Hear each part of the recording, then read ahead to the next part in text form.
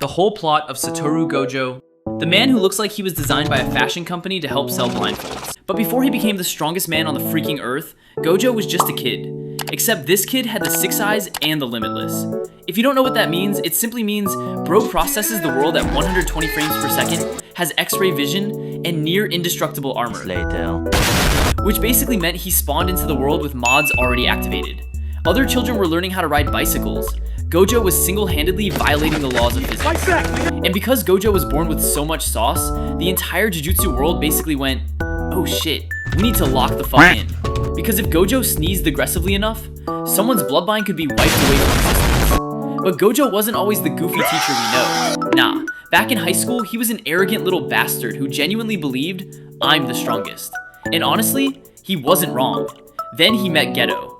The two became best friends, went on missions together, and were basically the JJK equivalent of, you handle the curses, I'll handle the brain damage. Then they were assigned to protect Riko Amanai, and this is where everything goes to shit. Because Toji Fushiguro, a man with absolutely zero cursed energy, and approximately 100% hatred for rich sorcerer families, showed up. Toji killed the shit out of Riko. Then he killed Gojo. Yeah, he thought he killed Gojo. Because Gojo decided that dying was apparently gay.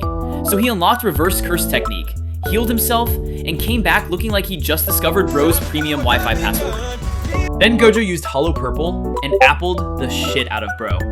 And Toji learned the hard way that bringing a knife to a nuclear war is generally considered a death blow. After this, Gojo became the strongest, surpassing his previous title as the strongest sorcerer. What the fuck? But here's the important part. Gojo wasn't just strong. He wanted to change the Jujutsu world. That brother had a dream. Because the higher-ups were basically a group of elderly men whose favorite hobby was taking a dump on their subordinates.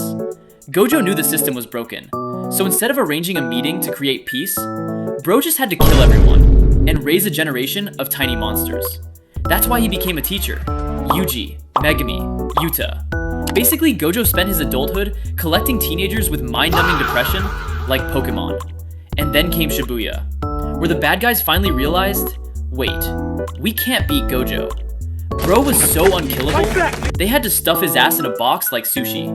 Because apparently the solution to the sorcerer alive is Amazon Prime delivery. And once Gojo was sealed, everything went to shit.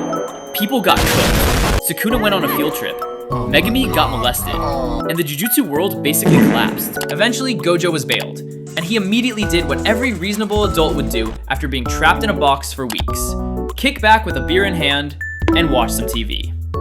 Yeah, nah, bro had to get his get back on Sukuna. And for a while, Gojo was cooking. Domains, Unlimited Void, Purple, Black Flash, MK18 with a 60 clip mag. Bro was fighting like his rent was due. Holy peak. Then Sukuna adapted to Infinity through Maharaga, and eventually, Gojo died. Yeah, it was cool while it lasted though. And just like that, the strongest sorcerer in history became the strongest one-wish willow of today. But here's the funny part. Gojo's greatest achievement wasn't killing Sukuna. It wasn't being the strongest. It wasn't even looking ridiculously cool every 5 minutes. It was the people he left behind. Yuji, Yuta, Boomgumi, Maki, and the rest of the background students nobody gives a fuck about.